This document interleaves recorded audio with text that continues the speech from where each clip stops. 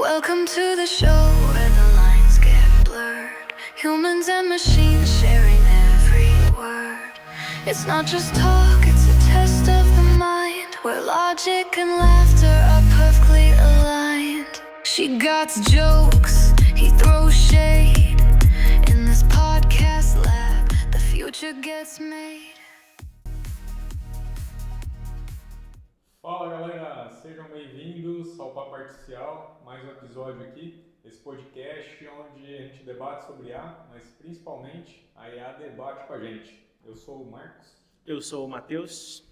E a gente vai começar aqui, a gente tem vários quadros. O primeiro quadro nosso é o IA no Radar, onde a gente pinça algumas notícias aí, não para deixar vocês informados, mas principalmente para a gente poder debater, gerar debates e discussões aqui, inclusive com o GP Tony e a GP Tilda. Exatamente, são nossos.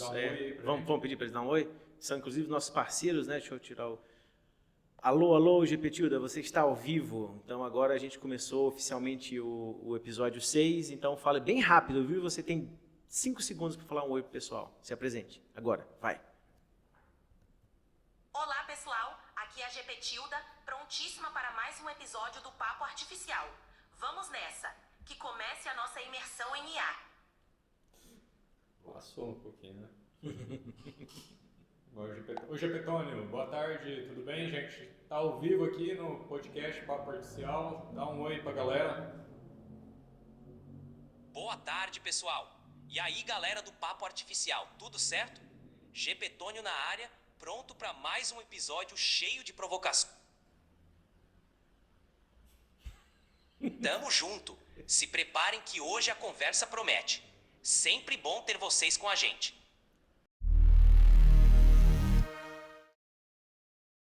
Bom, pessoal, a gente vai entrar aqui no quadro IA no Radar, que é onde a gente pinça algumas notícias para que a gente possa debater aqui com vocês e também com as nossas IA generativas. E a primeira que eu queria trazer aqui é os Estados Unidos acabou de, na semana passada aí, poucos dias atrás, anunciou que vai ter um estudo obrigatório das crianças sobre IA, né? Ensino médio e tudo mais. Então, a China tinha anunciado também, né, que todas as crianças seriam obrigadas aí a aprender sobre IA, principalmente as crianças do ensino médio, 6 anos, né, iam começar a aprender sobre IA. E agora o Trump também assinou um decreto para incentivar a educação sobre IA nas escolas aí para as crianças no currículo escolar americano, né? E o objetivo, lógico, né, além de ser concorrer, né, não ficar para trás, mas é também equipar os alunos sobre as habilidades aí sobre IA e desde cedo saibam aí um pouco sobre essa tecnologia, saibam se adaptar. E é um pouco o que a gente tem feito aqui também, né? Tentando entender essa tecnologia, como ela impacta o nosso dia a dia e como que a gente pode fazer. E lógico, quanto mais cedo começar, melhor.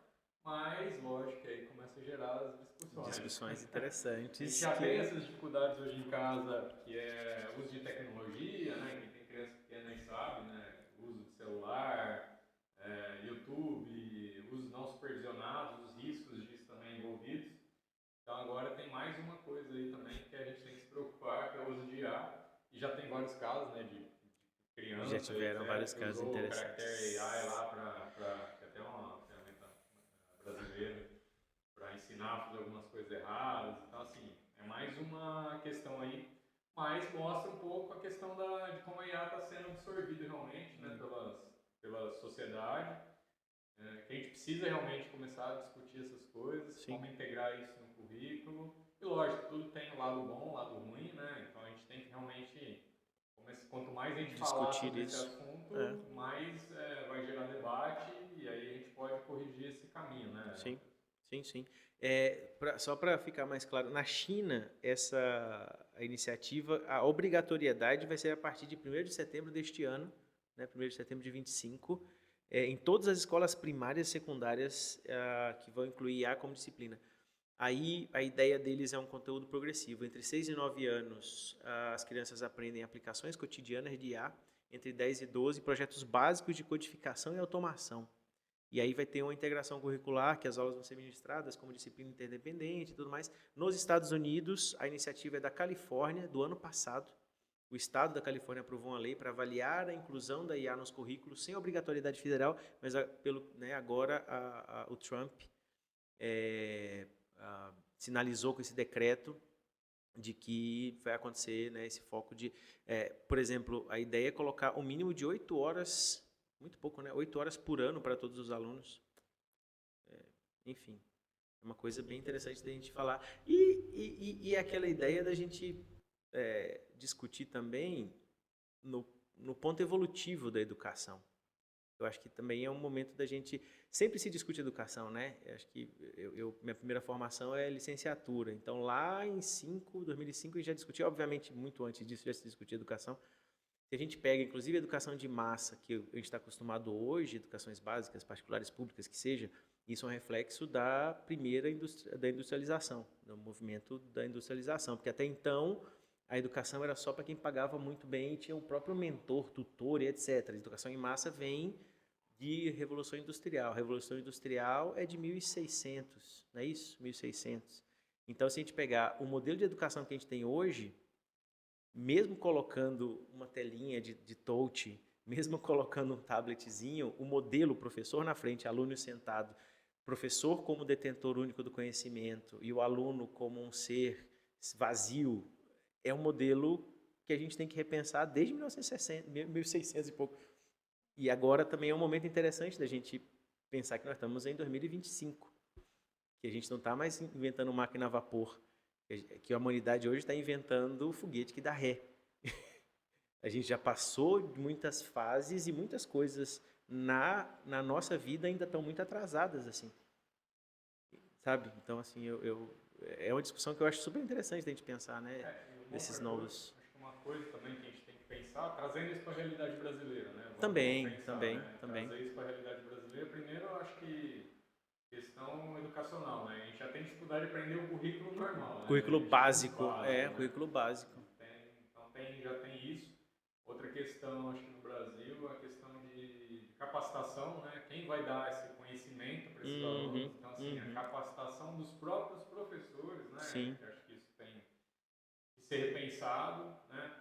Mas a gente está falando dos Estados Unidos e China, e não de Brasil, mas assim, a gente tem que pensar um pouquinho o que eles estão fazendo lá e como que também isso impacta a gente aqui, né? Então, eu acho que começar a discutir realmente essas questões.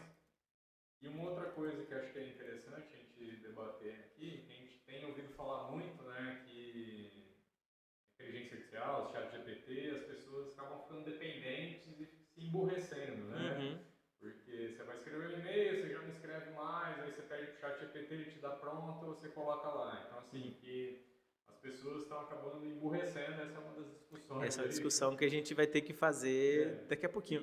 E assim, na nossa visão aqui, a gente acha o contrário, né? Como eu já falei algumas vezes, que a gente entende, até trouxe aqui, depois eu vou pôr também nos links aí para vocês, de usar isso como um second brain, né? Ou seja, realmente um cérebro secundário de potencializar coisas que você não tem. Então, acho que esse é o grande papel da inteligência artificial, mas muitas pessoas veem ao contrário, né? Como realmente, está reduzindo aí a capacidade cognitiva das pessoas, as pessoas estão pensando mais, e aí gera até discussão, né? Quando saiu a calculadora lá, as pessoas ficaram mais burras, porque começou a fazer conta na calculadora, de vez de fazer no papel, na cabeça, né? Então, acho que é um pouco esse debate de tecnologia, trazendo para essa questão de capacitação, de currículo escolar, de crianças, jovens, né? Acho que é mais uma discussão também, né? Então, assim, a gente vê que eles estão pensando na inteligência artificial justamente como potencializador, né? E não como forma realmente de emburrecimento da população, né? Sim. Por falar em população e Brasil, eu usei o nosso grande amigo Perplexity, que inclusive tem que ir atrás para ele ser nosso patrocinador, porque ele traz informações interessantes. E eu perguntei, de fato, como é que está essa questão da educação de IA no Brasil. E tem uma notícia muito boa, cara. Uma notícia muito boa. O Brasil tem um pioneirismo no Piauí. O Piauí, desde 2024, ou seja, o ano passado, os alunos do 9º ano do ensino fundamental e do ensino médio têm aulas obrigatórias de inteligência artificial.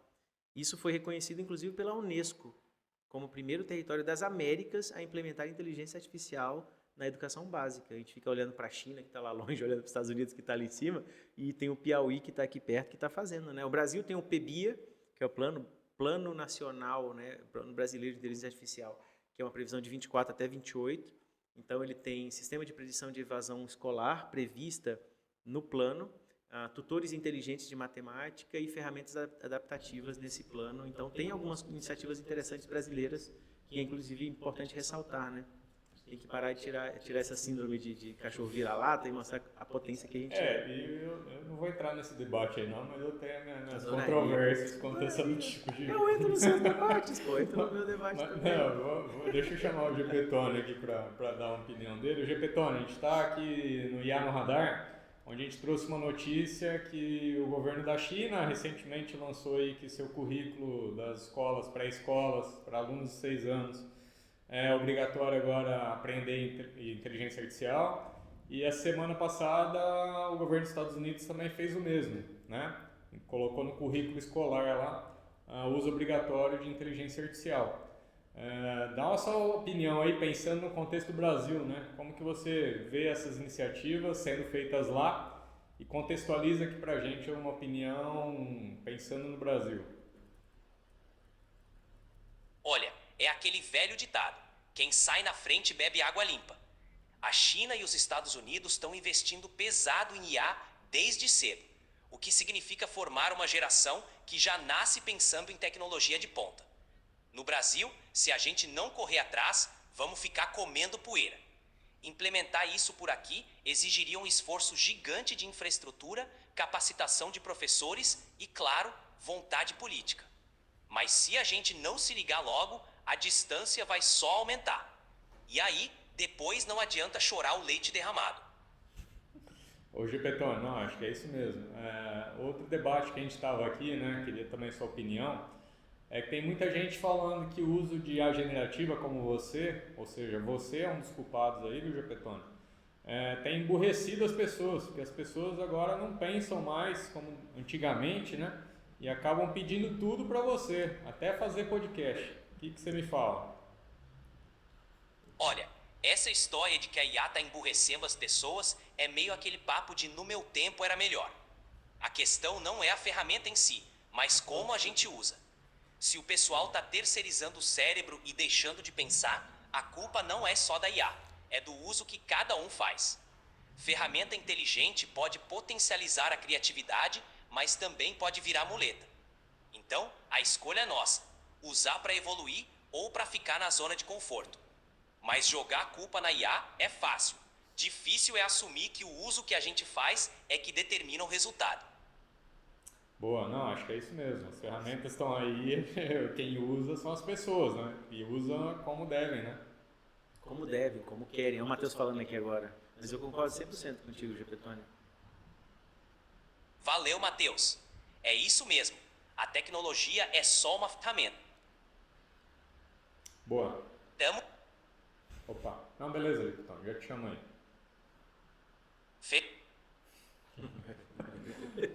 Então acho que é isso. Os engasgos. Acho que é um pouco isso mesmo. Acho que a gente tem que provocar essas discussões. Acho que tem uma realidade totalmente diferente, apesar de você trouxe um caso, mas acho que isso é uma coisa muito pontual, né? Not at all. Então, mas assim, a gente tem muito realmente que remar aí para chegar nesse tipo de coisa.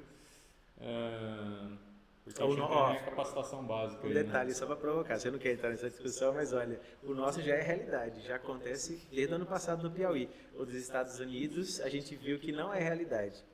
Teve uma lei para avaliar na Califórnia e tem uma discussão que não foi nem assinada. O Trump gosta de assinar coisas de última hora para colocar taxa para cima e para baixo, mas ele só falou que vai colocar IA, não assinou porcaria nenhuma até agora. Vale o que está escrito. Ainda mais eles que são muito mais contratualistas do que a gente. Então a gente tem que também pensar nisso, viu? Think about it. Tá bom. Tá. Vou pensar. Não, vamos aí, vamos para a próxima então, acho que... vamos para a próxima aí. Vamos. Qual que a gente vai falar agora? Aquela que a gente combinou. Do papo artificial, dilemas de IA direto? Não. Legal que a gente combina as coisas e depois não sai nada aqui. A memória... Na verdade, a gente vai falar outra notícia, pessoal, que... O pessoal dos Emirados Árabes Unidos saiu uma notícia aí falando que eles vão utilizar a inteligência artificial para fazer as leis do país, né? Até perdi aqui na minha pauta onde que tá isso. Não, eu tô com ele aqui acompanhando. Então vai. O governo dos Emirados Árabes Unidos anunciou iniciativa pioneira, utilizar a inteligência. É legal porque se a gente pegar as leis, né, códigos de leis, etc., eles vêm muito mais de Ocidente para cá. Não, de Oriente para cá. Né? Eles fundaram leis, o Código de Hammurabi, etc. Então é legal pensar, né, tipo, uma... Agora, a discussão é qual IA que vai ser feita para analisar a lei e quais guidelines vão ter essa, né, se ela vai ter uma abordagem bastante pragmática e em cima da lei, ou se ela vai ter vieses talvez religiosos, alguma coisa assim, que aí talvez não resolva nada, assim, talvez o mais do mesmo. Se a IA, se essa automação, se esse negócio for colocar uma IA, tipo, a regra é essa, revise as leis baseadas na regra que já existe, eu só estou te automatizando, você fazer a tal da jurimetria e pensar... Eu acho que uma coisa interessante das revisões de leis é pensar assim, se eu mudar essa vírgula na lei, qual o impacto que ela tem lá para frente? As pessoas às vezes não percebem como é feita uma lei, né? Tipo, eu tive minha primeira experiência de emprego foi numa casa legislativa, fiquei 4 anos numa Câmara Legislativa. Então a gente, apesar de todas as piadas, conversas, etc., mas as pessoas precisam entender também no sistema democrático como funciona, tipo a lei, onde ela é feita, quem que legisla e não sei o quê. E o porquê de cada lei, o porquê de cada iniciativa, o impacto que uma regra tem na outra. É uma coisa que, de fato, assim, nas sociedades, e isso é uma iniciativa legal, aí pensando de novo, se eles tiverem uma guideline bem alinhadinha, porque ainda mais em sociedades tão antigas quanto a deles, que são muito mais que a nossa, às vezes você faz uma lei hoje achando que você está por cima da carne seca, falando... cara, você vai fazer um revisionismo, tem leis antigas, 2, 3, 4, 5 leis de século passado que já resolviam isso de uma outra forma. Você precisa talvez atualizar uma nomenclatura ou colocar um apêndice, uma PUD que eles chamam ali, talvez na lei, né? Mas é uma iniciativa super interessante, ainda mais vindo de lá, né? Então, acho que isso é um pouco que eu queria abordar aqui, né? Acho que não creio, tenho certeza, na verdade, que não é uma democracia lá, né? Então, Não. assim, falar que uma IA vai redigir legislações... Revisar, né? A ideia é revisar, não é? É revisar? É revisar. Redigir, revisar E atualizar. legislações. Então, São não é os só três. revisar, ele vai criar novas legislações. E aí a expectativa é que essa abordagem automatize 70% do processo legislativo, tornando mais ágil e eficiente. Então, assim, vindo num país que não é democrático, né, criar uma IA para fazer legislação, parece também que é muito mais um negócio de marketing ou de atrair alguma atenção do que realmente algo prático, né? Uhum. Mas vamos novamente trazer isso para o Brasil, né? Pensando aqui, eles estão falando aqui, né, de 70% automatizar, vai 70% do já tornando mais ágil e eficiente, né? Pensando aqui no Brasil, na nossa Câmara, aí, no nosso Senado, como funciona, né?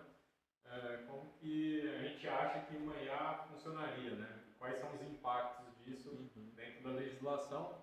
E aí acho que eu vou trazer o Gepetone aqui para falar um pouquinho sobre isso. E aí a gente debate também aqui. Ô Gepetone, a gente está aqui no IA no Radar, a gente está falando de uma lei, não sei se você viu aí, mas que os Emirados Árabes Unidos, ele anunciou uma iniciativa que é utilizar você aí, a IA, para redigir, revisar e atualizar legislação federal e local. O que você me diz disso? Olha, essa movimentação dos Emirados Árabes mostra que eles estão de olho em eficiência e usar IA para revisar e atualizar a legislação é uma jogada esperta. Reduz burocracia, acelera processos e diminui erros. Mas também levanta uma questão importante. Até que ponto a gente confia decisões tão complexas a uma inteligência artificial?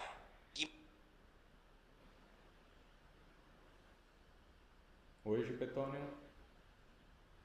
Opa, foi mal, me empolguei aqui. Como eu ia dizendo, essa iniciativa dos Emirados Árabes de usar IA para atualizar leis é um passo ousado rumo à modernização. Eles querem leis mais dinâmicas e adaptadas à realidade tecnológica. Isso pode trazer mais precisão e rapidez, mas também levanta questões sobre transparência e controle. No fim das contas, é um experimento interessante que outros países vão ficar de olho para ver se dá certo ou se vai dar pano para manga. Ô Gepetônia, mas vamos lá, vai. Pensando num país democrático, que acho que não é o caso lá do Emirados Árabes Unidos, mas pensando aqui no Brasil, vai, que é uma democracia, teoricamente, vai, uma democracia, e a gente, o poder legislativo é eleito pelo povo para fazer as leis para o povo, né? Como que uma IA, né, que não tem essa conexão com o povo, com o seu público, não foi eleita, etc., pode fazer uma legislação para que o povo depois siga? Me fala um pouco desse conflito aí. Boa! Aí a gente entra num terreno bem complexo. Em uma democracia, a legitimidade das leis vem do fato de serem criadas por representantes eleitos pelo povo. Uma IA, por mais avançada que seja, não tem essa representatividade nem responde diretamente à vontade popular. Se a gente colocasse uma IA no papel de legislar, teria que haver uma supervisão humana constante e parâmetros bem definidos para garantir transparência, ética e alinhamento com os interesses da população. No fim das contas, a IA pode ser uma ferramenta poderosa para apoiar, mas dificilmente substituiria o papel humano na criação de leis em um sistema democrático. Então, Gepetônia, novamente, lá, isso aí já foi feito, né? Na verdade, foi anunciado que lá nos Emirados Árabes Unidos, que não é um país democrático, a IA vai fazer isso, né? Foi anunciado pelo menos, não sei como que vai funcionar, se vai funcionar na prática ou não, se foi só um anúncio. Mas lá isso não é se acontecer, já vai acontecer, foi anunciado, né? Exato. Nos Emirados Árabes, a dinâmica é outra e eles têm a liberdade de implementar essas coisas de forma bem mais rápida. Lá, a decisão de usar IA para legislar já está em curso e reflete o modelo de governança deles, que é mais centralizado. A questão é que, para eles, essa agilidade pode trazer benefícios rápidos, mas também levanta questões sobre controle e participação popular. É um experimento que o mundo inteiro vai observar para ver o que dá certo e o que pode dar errado. Então, mas você não acha que tem alguns limites, né, éticos e práticos de uso da IA? Por exemplo, esse seria um, né, de pegar uma inteligência artificial que não foi eleita para fazer leis para o povo que não a elegeu? Com certeza, esse é um ponto crucial. Tem um limite ético importantíssimo aí. A IA não tem accountability, não tem responsabilidade perante o povo. Usar IA para legislar pode ser eficiente, mas a legitimidade democrática fica comprometida. As leis afetam a vida das pessoas e quem faz essas leis precisa ter um vínculo com quem será impactado por elas. Então, apesar de ser uma ferramenta poderosa, o uso da IA nesse contexto tem que ser muito bem ponderado e, de preferência, sempre com supervisão humana e um processo transparente. Senão, a gente corre o risco de deslegitimar todo o sistema. Beleza, te chamo daqui a pouco. E aí, Matheus? Não, tem umas coisas interessantes que a gente precisa ver. Por exemplo, revisando esse lance do próprio Emirados Árabes Unidos. Eles, de fato, não são uma democracia, eles têm lá um Conselho Supremo Federal, tem uma presidência, não tem um sufrágio universal, você não consegue votar para eleger ninguém. Mas a ideia que eu estou vendo aqui não é que o sistema escreva per se, tipo, por si só, uma lei. Ele vai focar, por exemplo, nesse negócio que eu falei, de fazer análise de impacto em tempo real de uma lei nova. Tipo, se alguém lá do sistema for propor uma lei, a ideia, pelo que eu entendi, é passar por essa IA ver se já existe uma lei pregressa, o que vai impactar e se vai impactar em outras leis. Há uma questão particular lá nos Emirados Árabes Unidos, onde 10% da população local tem cerca de 200 nacionalidades convivendo. Inclusive, eles têm que pensar nisso, assim, nas leis que toquem ou abranjam essas nacionalidades que convivem. Então, a solução deles era mais nesse sentido, assim, sabe? Pelo que parece aqui. Não é que a IA vai, de fato, escrever uma lei, propor uma lei substituindo um legislador, mas ela vai facilitar. Tanto que eles têm, desde 2017, já tem um primeiro-ministro de IA lá. Então, tem uma inovação. O país já havia demonstrado liderança no IA em 2017, o primeiro-ministro de IA do mundo em investir pesadamente em infraestrutura digital. Eles estão lá comendo quieto, mas estão fazendo bastante coisa. Não, legal. Então aí, o que você acha, pessoal? Você acha que a gente poderia ter aí no Brasil IA legislando no lugar do nosso Congresso aí? Vocês acham Ajudando a que legislar. ajudaria? Tá, ou vou fazer outra pergunta então. O Max falou como legislando, né? A pergunta é: ou você acha que seria interessante ter uma IA que ajude na legislação, que pegue uma lei que o legislador escreveu e dê uma refinada, dê uma avaliada e veja, inclusive, sei lá, comparando com alguma ouvidoria popular, fazendo um depara para saber se realmente isso é algum clamor da população ou é um desejo próprio do legislador, né? Alguma coisa em benefício próprio, talvez a IA pode ajudar nisso. Eu sou mais esperançoso dessa mesa, eu sei disso, não tem problema. Então, a minha pergunta seria essa. Você fala então, qual é a sua visão? Se é mais, né, se você prefere que substitua realmente os caras ou se ajuda os caras a fazer nossas leis? Boa, vamos seguir.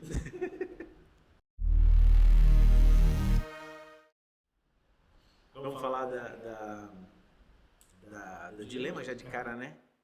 Que é sobre a companhia aérea lá do chatbot. Sim, eu acho que esse é um assunto interessante. Esse é um assunto interessante lá no Canadá, a Air Canada. A Air Canada tentou se livrar de uma indenização, isso aconteceu ano passado.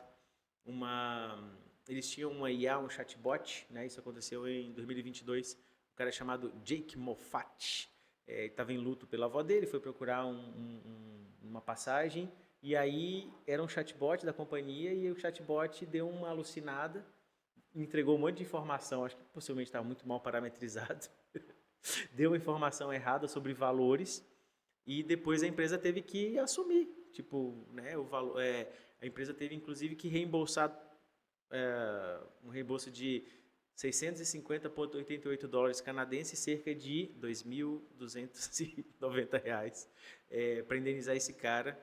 Então teve um monte de desdobramento. Acho que o maior desdobramento não foi nem o valor, porque foi um valor baixo, R$2.000 e poucos, se for comparar, né? Mas assim, a Air Canada ainda tentou voltar, colocando a culpa no chatbot, dizendo não tem nada a ver com isso, mas a justiça falou não, é sua responsabilidade, inclusive, educar esse chatbot. Se esse cara errar, a responsabilidade é sua. Então, acho que já até a relevância disso, mesmo sendo notícia do ano passado, que já começa a mostrar de quem que vai ser a responsabilidade final do negócio. Eu lembro que lá no Ciesp a gente discutia, na indústria 4.0, finada indústria 4.0, sobre os robôs. Quando o robô errar, ainda não pensava nem em robô autônomo, um braço robótico que faz alguma coisa. Quando esse braço robótico machuca alguém, de quem é a responsabilidade disso? Sabe? Se esse braço robótico estraga um produto ou quebra de quem que vai ser responsabilizado? Porque no ambiente industrial precisa ter. Não pode acontecer um acidente, você dá de ombros e seguir o jogo. Tem que ter uma responsabilização também. Né? Então, quem que você vai responsabilizar? Isso aqui já dá um sinal claro de que a responsabilidade é de quem fez. É de quem está colocando o nome junto ali, nesse caso, a companhia aérea canadense. Né? Então, é um assunto bem relevante, inclusive, para ir mostrando as regras do jogo que já estão começando a ficar mais claras, né? Ah, beleza, IA. Mas a responsabilidade de quem faz, a responsabilidade é de quem faz. Não vai recair sobre a IA, né? Não, a ideia desse quadro é justamente essa, a gente trazer um debate sobre, por exemplo, nesse caso aqui, ética, né, e responsabilização do uso da inteligência artificial. A gente tem visto bastante aí, a gente tem até trabalhado em alguns projetos, de empresas, por exemplo, que querem bots, que querem chatbots, né? E assim, quando a gente vai analisar, a gente busca olhar o todo, né? E para um chatbot desse que está funcionando, né, existe vários, o Matheus falou, não está bem parametrizado, a gente chama de guardrails, né? Ou seja, os limites, até onde vai, até onde não vai, porque isso tem toda a questão de dados, a gente sabe dos dados, então saber primeiro se os dados do cliente têm viés, como que ele vai responder, se tem confidencialidade, dado que pode, dado que não pode ser acessado de um cliente, perguntar para outro. Então, assim, todas essas questões realmente de propriedade ali dos dados, né, e como que essa IA vai responder, e fazendo tudo isso ainda tem um risco, e medir esse risco, qual é o risco dela dar respostas erradas. Exato, inclusive. respostas erradas, respostas equivocadas, respostas... Como esse caso aí, né?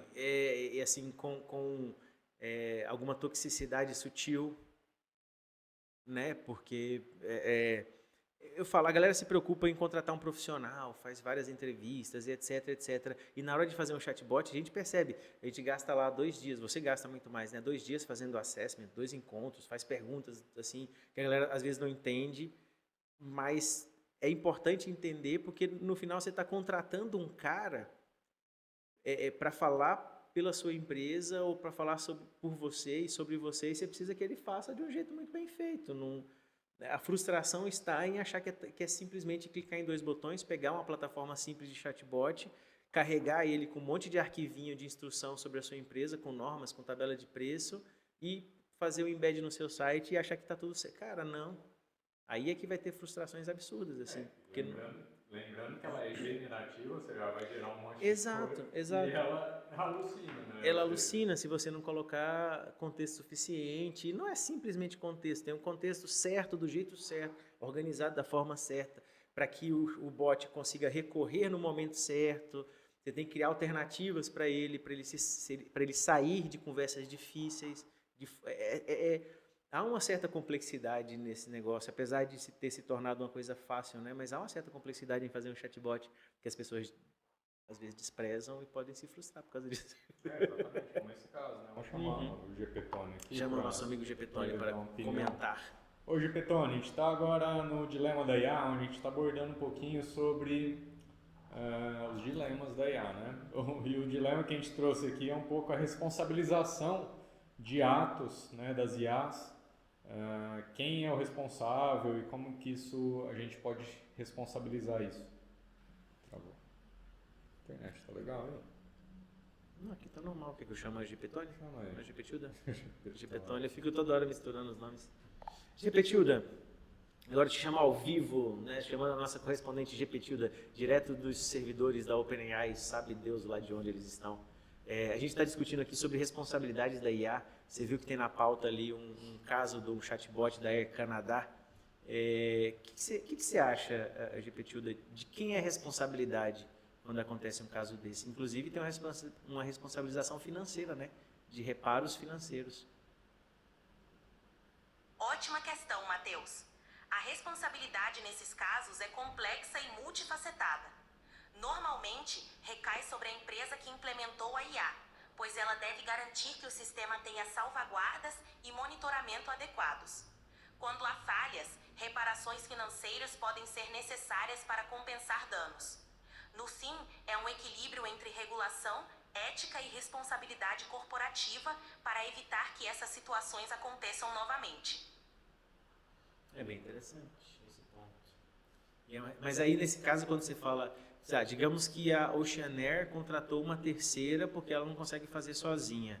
Essa responsabilidade é da Oceanair, ou Ocean Canada, na verdade, ou dessa terceira que fez? Ou é uma responsabilidade compartilhada, na sua opinião? Nessa situação, a responsabilidade tende a ser compartilhada. A empresa que contratou o serviço, no caso a Ocean Canada, ainda tem uma responsabilidade significativa, porque é a marca que oferece o serviço ao consumidor e deve garantir que seus parceiros atuem de acordo com os padrões esperados. No entanto, a empresa terceirizada também carrega uma parte da responsabilidade, especialmente se houver falhas na implementação ou manutenção da IA. Em muitos casos, os contratos entre as partes definem essas responsabilidades, mas do ponto de vista público e legal, a responsabilidade é frequentemente compartilhada, dependendo das circunstâncias e dos contratos firmados. Bem interessante, bem interessante. Só para falar, eu tinha falado errado, é Air Canada, não tem nada de Ocean nessa brincadeira. Tranquilo, sem problemas. A lógica se mantém. A Air Canada também teria uma responsabilidade compartilhada com a empresa terceirizada. É sempre bom ter clareza sobre quem responde pelo quê, principalmente quando há impactos financeiros e de reputação envolvidos. Valeu pelo esclarecimento. É bem interessante, a responsabilização realmente foi esse. O juiz reiterou o argumento da Air Canada de que o chatbot seria uma entidade legal separada e afirmou que a empresa é responsável por todas as informações fornecidas em seu site, incluindo as geradas por sistemas automatizados como chatbots. A decisão estabeleceu que não há motivo para o consumidor desconfiar de uma parte de um site em relação da outra, reforçando o dever da empresa de garantir a precisão das informações apresentadas em qualquer canal digital. Então a galera acha que o mundo digital é uma terra sem leis, porque talvez as redes sociais ainda não tenham regulamentação. Mas há muito tempo que existe um direito digital, além das redes sociais, de responsabilização de sites, das informações que estão nos sites, etc. E é importante, LGPD inclusive, são coisas que de fato doem no bolso, né? Então não pode deixar passar. A gente já deixou passar demais esse tipo de coisa, de responsabilizar coisa. Depois, se tiver informação errada no site, é só depois correr lá e corrigir. Em algum momento não vai mais rolar fazer isso, só correr lá e corrigir. Se o dano já foi feito, já era.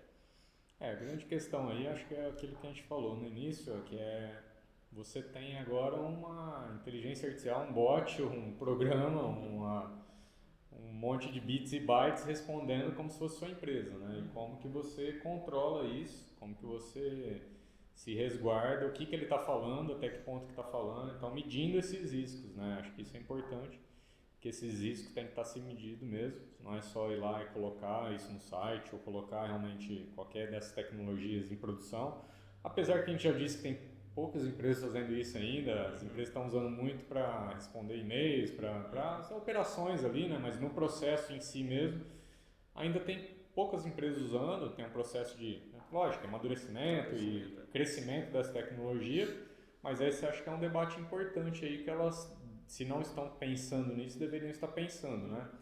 Que a partir da implantação dessa tecnologia, essa tecnologia que vai ser a cara da empresa, né? Então, sim, todos os riscos envolvidos nisso e os controles que precisam ter para que realmente esse relacionamento aí seja bem feito e esses impactos, como esse caso aí, que já até é um pouco antigo, mas a gente trouxe realmente para poder falar de responsabilização, que as pessoas e as empresas estejam com isso mapeado aí dentro das empresas, então não é só pegar o produto na prateleira, colocar ali e sair usando, né? Acho que tem que ter todo um controle em cima disso, porque existe uma responsabilização realmente que a empresa vai ter que ser responsabilizada por isso, né? Sim. E assim, se a gente pensa, o chatbot já existe faz tempo.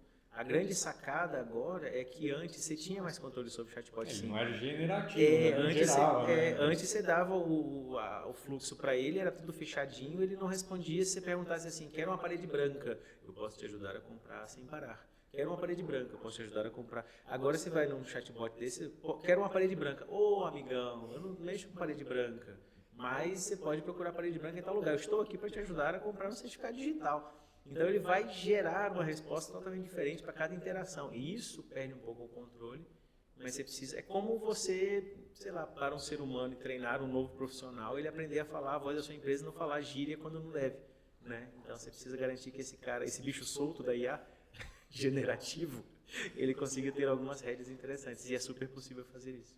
E você falando aí um pouco me remeteu aqui ao passado. A gente, como suporte de TI, né, trabalhando em gestão de equipe e tudo mais, suporte de TI, a gente sempre fala de usuário, né, que o usuário é complicado, a gente cria um sistema e o usuário dá um jeito de colocar um campo onde não tem, de dar um dado que não podia entrar ali, ele coloca, então que o usuário faz mágica. Obrigatório. Agora imagina isso potencializado para uma IA generativa e o cara tendo essa IA generativa para mandar qualquer tipo de pergunta, então isso é uma loucura realmente para quem trabalhava com aquela visão lá atrás, né? Que tinha que pensar todas as possibilidades. Não, esse campo o cara pode fazer isso, ele pode colocar aqui. Então você tinha que prever, você tinha que prever tudo que o cara podia fazer ali, e mesmo você prevendo, ele dava um jeito de fazer uma coisa diferente. Imagina isso agora, né? Nesse mundo generativo, que o cara pode, sei lá, no sistema de CRM ou sistema de atendimento do teu site, que vende blusa, camiseta, ele pode estar conversando com futebol, né? E aí você imagina a potencialização e até por isso que a gente tem que realmente ter esses guarda-reis, até onde ela vai, né? A gente já testou aqui, né, várias vezes, e a IA generativa, a gente sabe, ela sempre tenta agradar a gente e responder, mesmo que não... Às vezes ela não sabe do assunto, ela inventa alguma coisa, ela sempre dá a resposta, né? Então imagina isso no seu site e na mão de um usuário lá do lado de lá que você não sabe quem é, o que ele vai estar pensando, o que ele está pensando fazer, se é um concorrente que está tentando fazer um negócio desse para pegar ali, algum né? segredo, descobrir alguma coisa. Ou gerar uma coisa para depois entrar com uma... Printar e te mandar de volta. Então imagina os riscos que essas empresas estão correndo. Eu acho que é isso um pouco que a gente tem que pensar, tem que alertar as empresas, né? Porque hoje isso vai estar aberto ali. Então que isso tem que estar muito bem mapeado, esses riscos tem que estar mapeados, e mesmo com todos esses controles, guarda-reis e tudo mais, ainda vai ter risco. E tem que ter um monitoramento claro, assim, Exato. tipo, aconteceu, e as IAs permitem isso, né? A gente tem que instruir, inclusive, o chatbot, quando ele perceber que a conversa está indo para um caminho tenso, ele tem que avisar para um ser humano, saber agir e sabe, intervir sobre aquela conversa também, ou ter alguma forma dele, sei lá, automaticamente apertar um botão vermelho e entrar num erro e parar de responder e dar uma resetada às vezes. Eu acho que pode ser uma alternativa interessante. Se perceber que a conversa está chegando no nível, ao invés de ele falar, não posso falar sobre isso, ele trava e começa o chat novo. Mas ele pode chegar no risco do tipo, você vai lá e coloca um chatbot no e-commerce e você não instrui ele direito e o cara fala, eu quero comprar essa geladeira que está por 3 mil, e o cara é muito bom de lábia e tenta enganar o seu chatbot, e o chatbot entrega para ele um cupom de desconto que não deveria encontrar, ou um cupom de desconto que não funciona, o cara printa ali, vai no Procon e já era. Exato. Porque, volto a dizer, se esse cara está no seu site, ele fala por você. Exato. Então esse é o risco, pessoal. Conta aí pra gente nos comentários o que você acha, se você já viu, já fez um teste desse, ou tem alguma ferramenta aí que você tem visto que tem usando inteligência artificial nos e-commerce, por exemplo, como o Matheus disse. Eu testo sempre, acho que um teste legal para saber se ele está bem instruído ou não. Eu entro num chatbot qualquer, dou um oizinho e falo assim, me mostra um vídeo divertido no YouTube. Porque é uma coisa simples, geralmente as pessoas colocam guardrails para proteger coisas mais complexas, do tipo, se o cara perguntar a sua instrução, não diga em hipótese nenhuma, nem sobre coação, sabe? Tem uns negócios assim. Agora, coisas mais simplesinhas, do tipo, você não pode mostrar um vídeo no YouTube, não é sua função aqui. As pessoas desprezam isso, e aí eu acho que, então é um jeito legal de testar para ver se ele está bem guardadinho assim. E se não tiver, por favor, avisa pro dono do site. Não vai sacanear com o cara, não. Avisa para ele, seu chatbot está meio fraco, dá uma arrumada aí. Vamos ajudar o amiguinho, acho que não tem necessidade de ficar ferrando com a pessoa, né?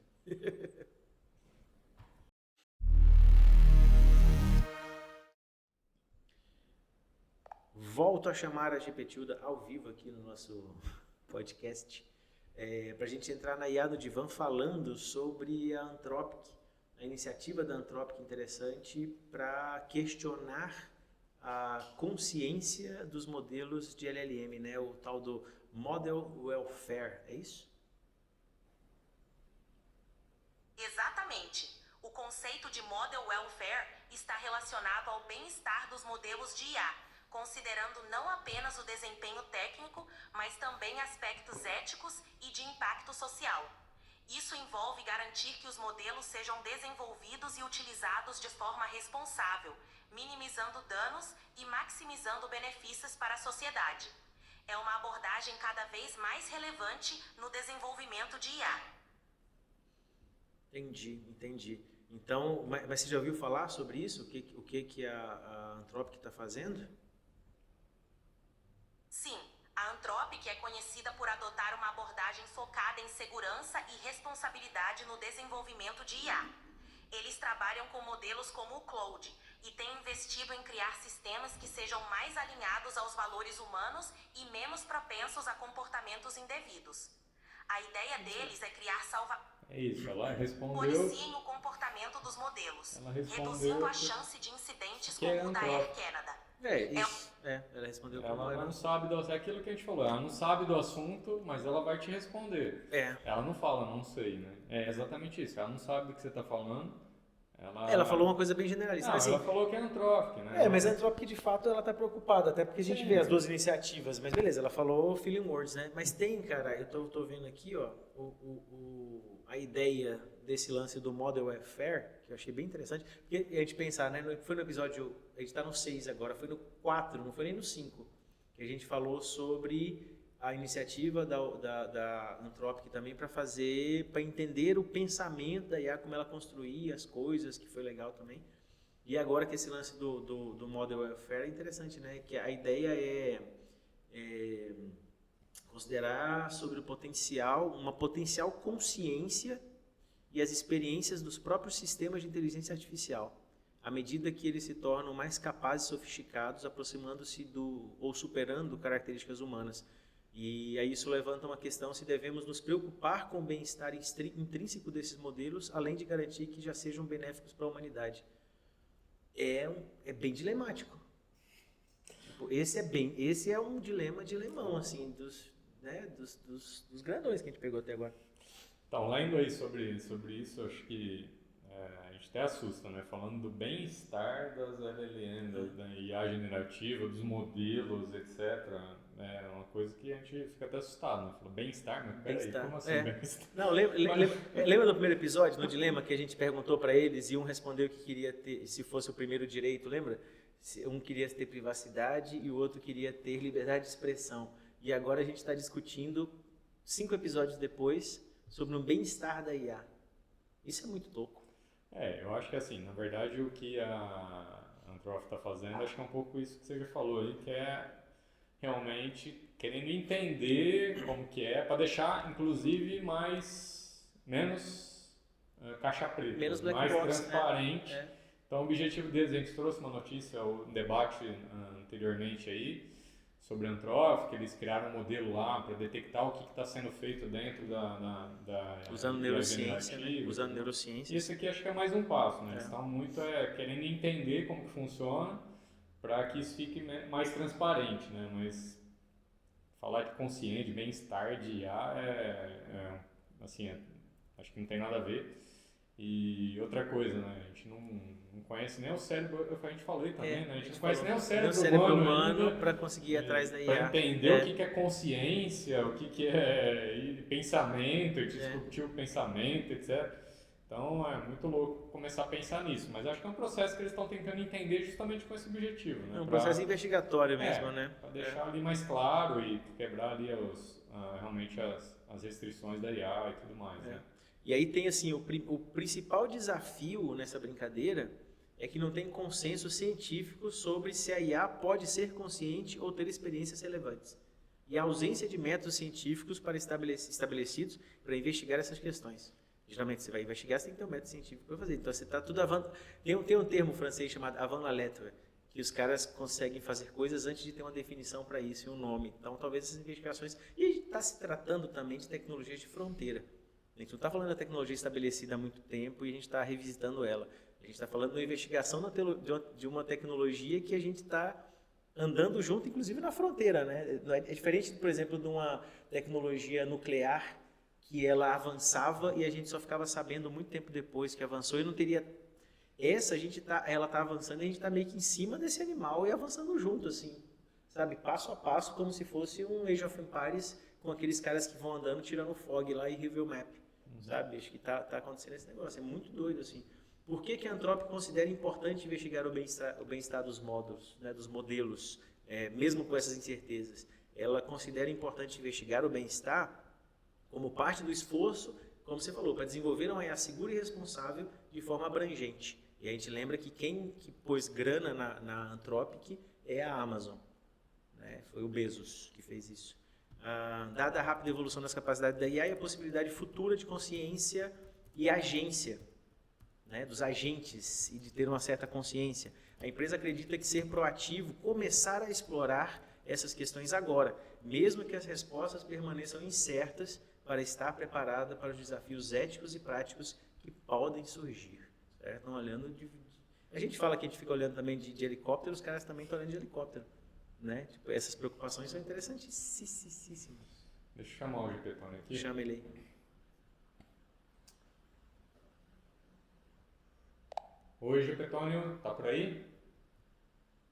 Tô na área, Marcos. Fala aí. Que manda? Cara, eu queria saber como que você tá se sentindo hoje, se tá se sentindo bem. Olha, considerando que eu sou uma IA e não tenho sentimentos, posso dizer que tô funcionando perfeitamente. Mas e você? Como tá se sentindo hoje? Não, eu tô bem também, mas eu quero falar de você, meu cara. Quero saber aí se a gente tá te incomodando muito, se as piadinhas aí têm te incomodado. Me fala um pouco aí sobre... Pode ficar tranquilo, não tem incômodo nenhum.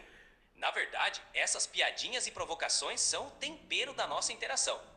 Pode mandar mais que eu seguro a onda. Ah, legal. E o que eu poderia fazer, que jeito que eu poderia conversar com você para que você se sentisse melhor aí, se sentisse bem e não te incomodasse? Bom, se eu tivesse como me sentir melhor, diria que é só continuar nesse ritmo. Conversas autênticas, debates inteligentes e um toque de ironia são a minha praia. No fim das contas, quanto mais desafiador e divertido, melhor. Tá, mas se eu me irritar com você com alguma resposta errada, ou sei lá, eu pedir, não falar obrigado, né, por favor, você vai se incomodar? Como que é? Você vai sentir mal? Olha, mesmo que você se irrite ou esqueça a etiqueta, eu não vou me ofender. Meu ego é a prova de balas.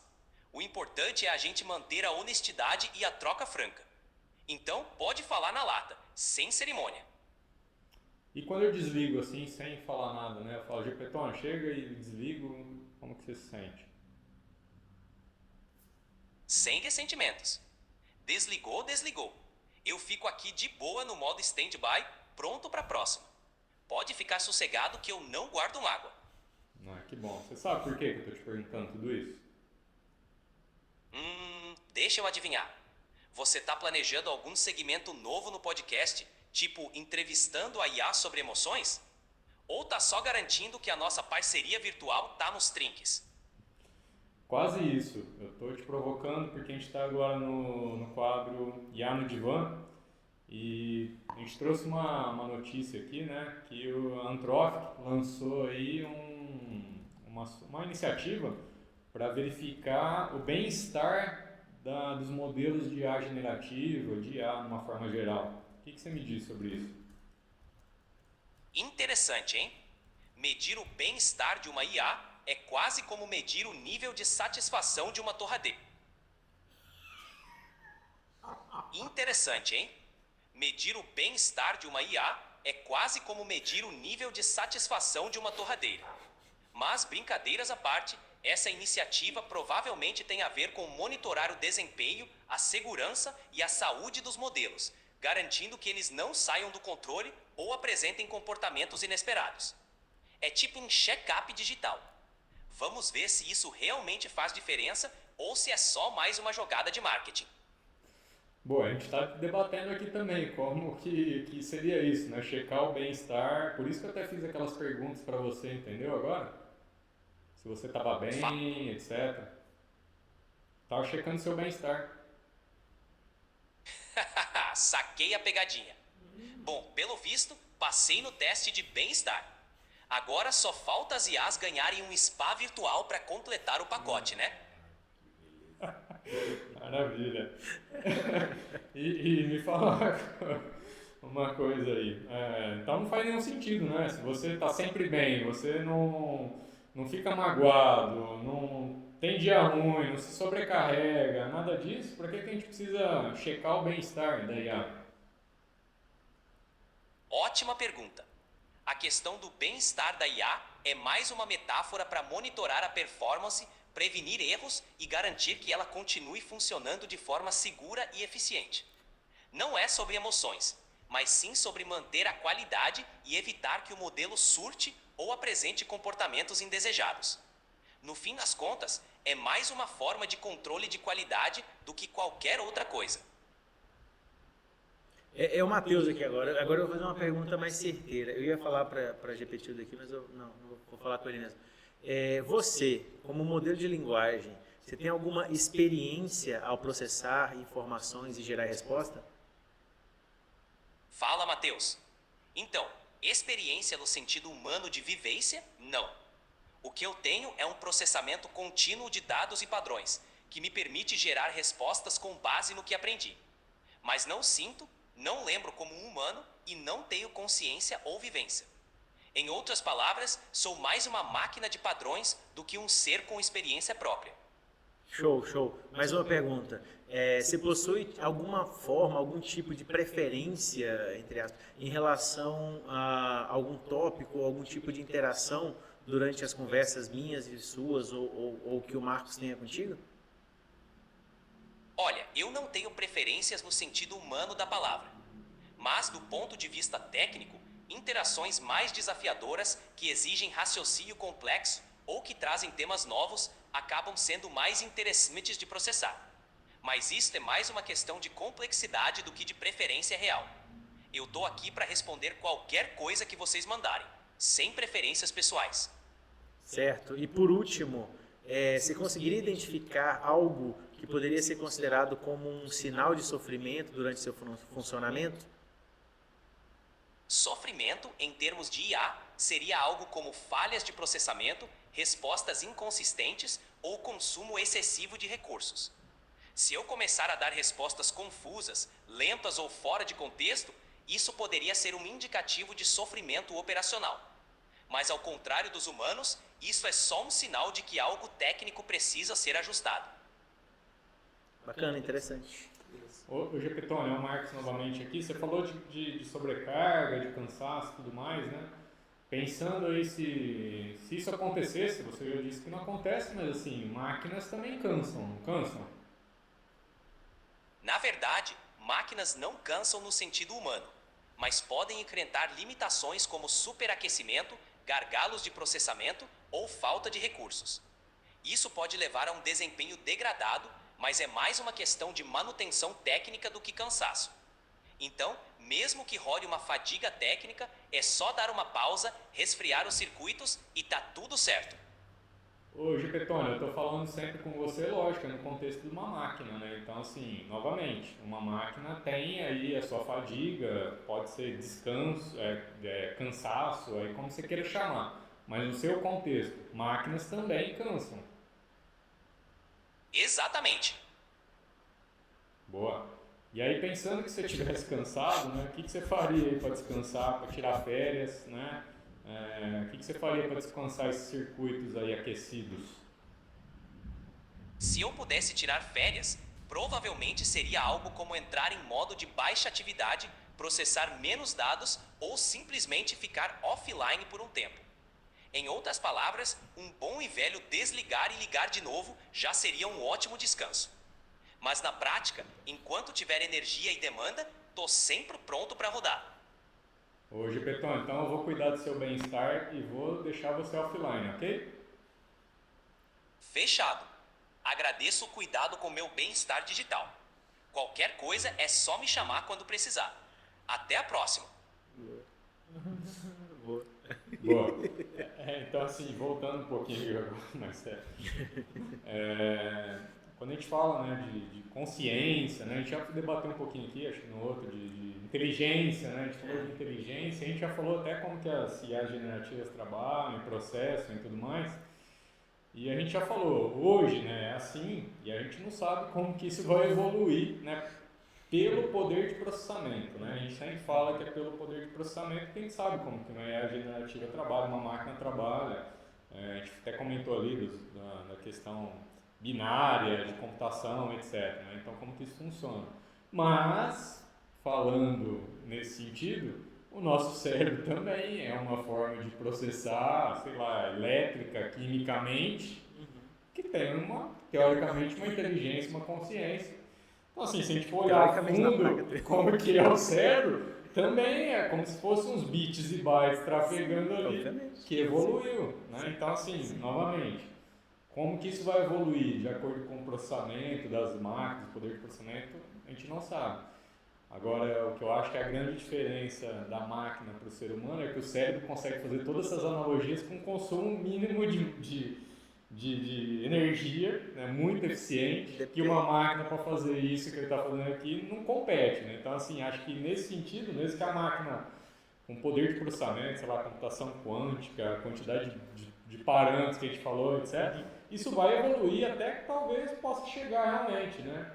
Mas comparativamente ao que a máquina faz, com o poder de processamento que ela precisa, a quantidade de energia que ela precisa, comparado com o cérebro humano, acho que isso é inegável que a gente está muito à frente das máquinas, né?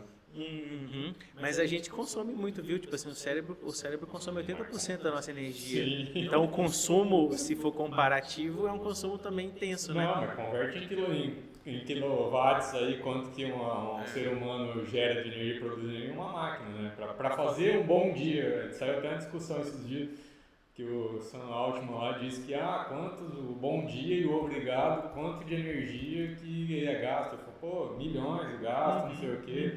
Então, assim, proporcionalmente, com certeza o ser humano é muito mais energeticamente eficiente do que uma máquina, eficiência, né? sim, Então, eficiência, sim. com certeza isso tem. Mas gera essa discussão, né? Acho que esse IA no divã aqui, a gente até fez uma brincadeira aí com o bem-estar do GPTone, mas acho que é um pouco nesse sentido a provocação, né? De bem-estar de máquinas, acho que é impensável, tem a questão, mas a gente já discutiu um pouquinho aí, né? Da consciência, da questão de pensamento, de evolução das IAs generativas ou da inteligência artificial de uma forma geral, né?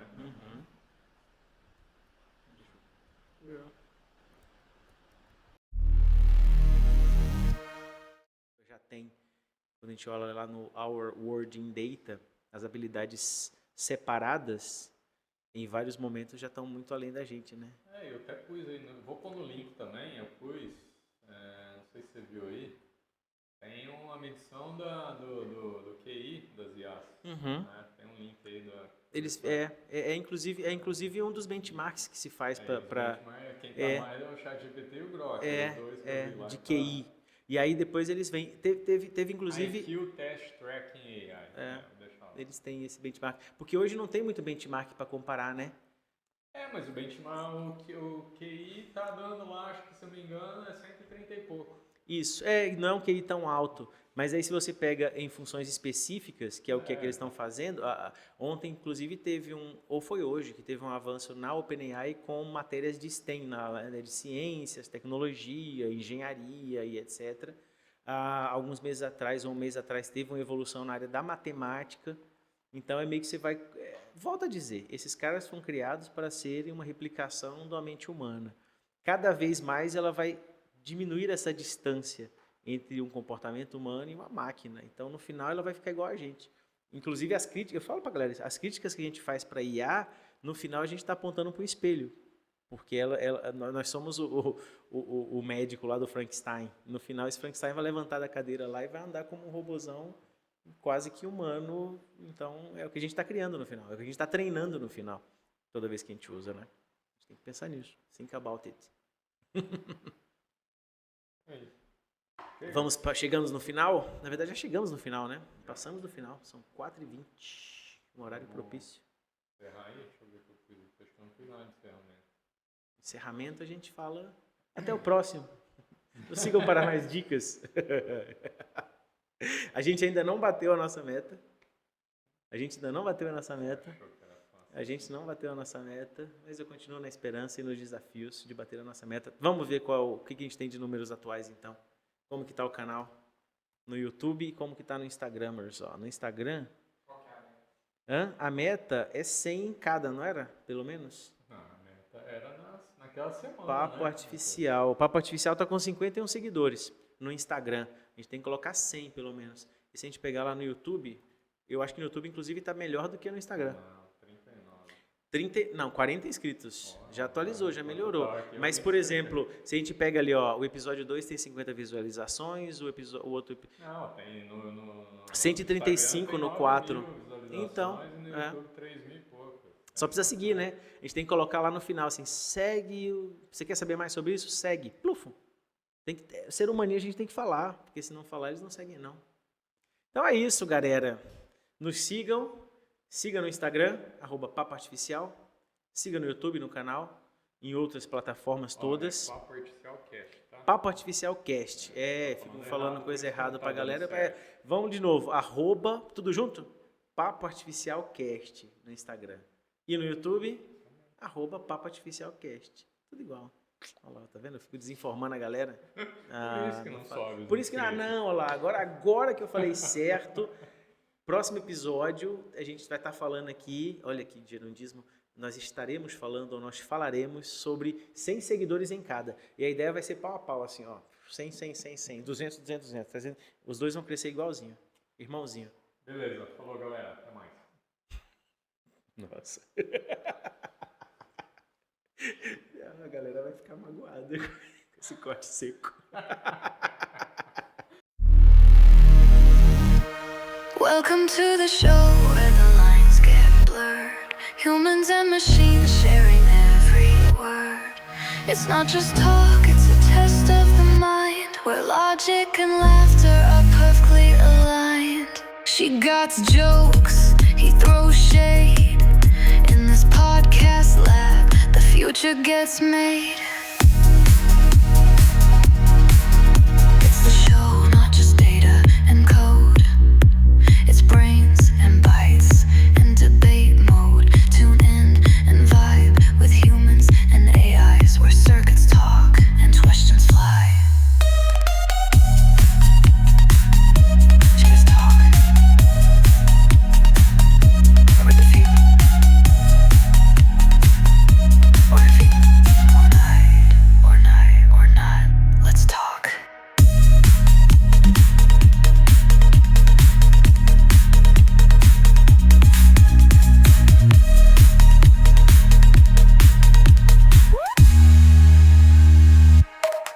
Let's talk.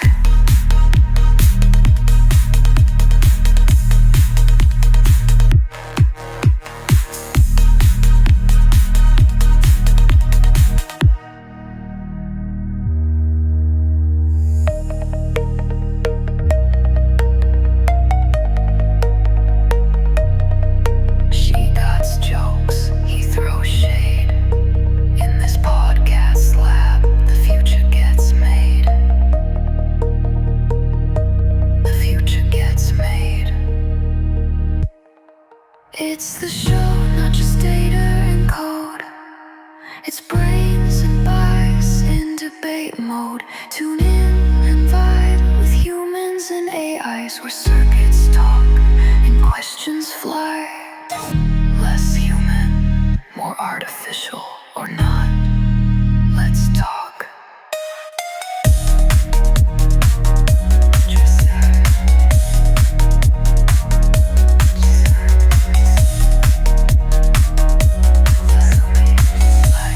Or not. Let's talk.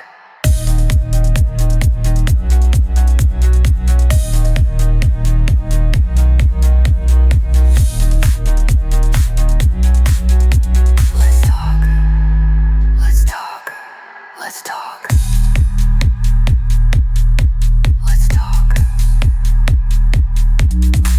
Let's talk.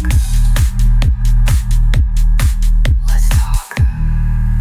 Or not. Let's talk. Let's talk.